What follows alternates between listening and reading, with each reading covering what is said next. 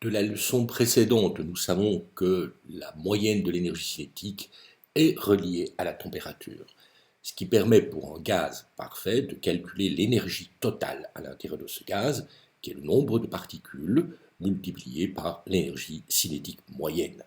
Donc l'énergie interne U est égale au nombre de particules N fois l'énergie cinétique moyenne, ce qui nous donne finalement 3/2 du nombre de moles petit n fois la constante des gaz parfaits R fois la température T en Kelvin. La première application simple est ce qu'on appelle la calorimétrie, qui s'applique aussi bien au gaz, au liquide et au solide.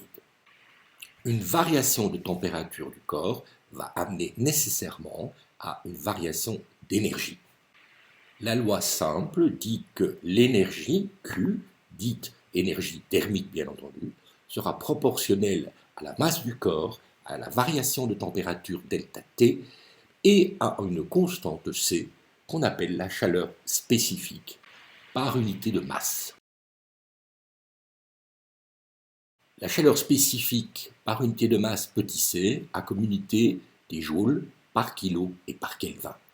Voici quelques exemples de valeurs de chaleur spécifique. Vous remarquerez que pour les métaux, la chaleur spécifique est très petite, de l'ordre de 300-400 joules, alors que pour l'eau, elle monte à 4187 joules par kilo et par Kelvin. Lorsqu'on a plusieurs corps en présence et qui échangent entre eux de la chaleur, il y a conservation d'énergie totale, et donc la variation totale de la quantité de chaleur est nulle.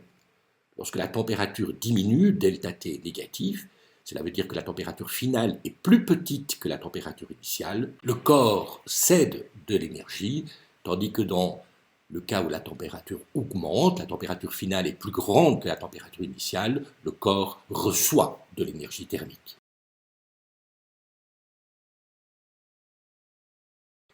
Faisons un exercice simple. Quelle quantité d'eau à 60 degrés dois-je ajouter à 300 ml d'eau à 25 degrés pour obtenir une température finale de 50 degrés Celsius? Je peux donc écrire directement l'équation. La masse d'eau chaude, M fois CO, va se refroidir et donc il y aura un delta T de 50 moins 60 degrés, plus la masse d'eau froide à 25 degrés va se réchauffer et passer de 25 à 50 degrés. La somme des deux énergies vaut 0.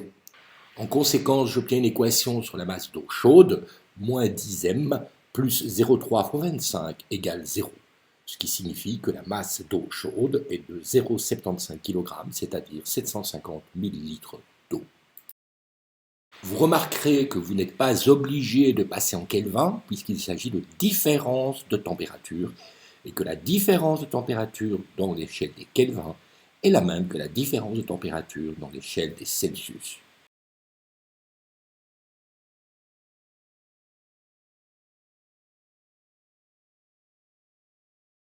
Alors que l'unité fondamentale de l'énergie est le joule, on continue à utiliser une unité non reconnue dans le système international qui s'appelle la calorie. Une calorie vaut 4,187 joules. Cela nous permet, entre autres, de calculer les fameuses valeurs nutritives de certains objets. Donc, par exemple, calculons la valeur nutritive de la pomme. On nous dit que pour 100 g de pommes, on a 0,3 g de protéines, 13,8 g de glucides, 0,2 g de lipides, le reste étant de l'eau. On nous dit aussi que les lipides nécessitent 37 kJ par gramme, les protéines 17,5 kJ par gramme et les glucides 16,5 kJ par gramme, ce qui nous permet de calculer la totalité d'énergie libérée lorsque l'on consomme cette pomme. Donc en une ligne, on peut calculer la quantité d'énergie libérée par la consommation de ces 100 g de pommes, 0,3 g de protéines fois les 4,2 kcal par gramme, plus et ainsi de suite, et nous obtenons à peu près 58,24 kcal, ce qui correspond à la mention indiquée sur l'étiquette de 52 kcal pour 100 g de pommes. Ces 58,24 kcal correspondent à 243 443 joules. Et si on les injecte cette quantité d'énergie pour déterminer l'élévation de température du corps humain, prenons par exemple une masse de 75 kg pour un corps humain normal, une chaleur spécifique de 3470 joules par kilo et par Kelvin, nous pouvons ainsi déterminer l'élévation de température par la simple équation de 243 443 égale la masse fois C fois delta T, ce qui nous donne un delta T de 0,94 degrés Celsius. Ce résultat est évidemment totalement absurde. Votre corps ne s'élève pas évidemment d'1 degré Celsius parce que vous mangez une pomme de 100 grammes.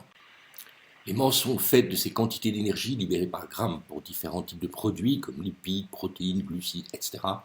ne correspondent absolument pas à l'énergie libérée lors de la digestion de ces produits par un être humain.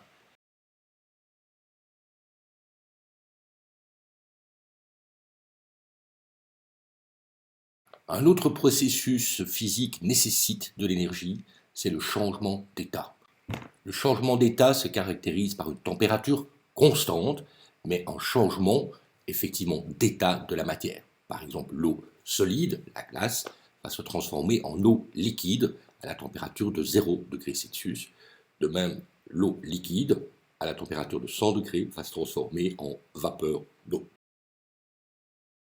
La quantité d'énergie Q nécessaire à ce changement d'état est égale à la masse de la substance multipliée par une constante, L, qu'on appelle la chaleur latente liée à ce changement d'état. Voici quelques exemples de chaleur latente. Vous pouvez constater par exemple pour l'eau que la chaleur latente de vaporisation de l'eau pour passer de l'état liquide à l'état vapeur est gigantesque, elle est plus de 2 millions de joules par kilo de liquide. Ce qui nous permet de, par exemple, résoudre l'exercice suivant. Combien de cubes de glace à 0 degré doit-on mettre dans 1 litre d'eau bouillante à 100 degrés pour obtenir une température finale de 40 degrés, en supposant que chaque cube de glace a une même masse de 20 grammes.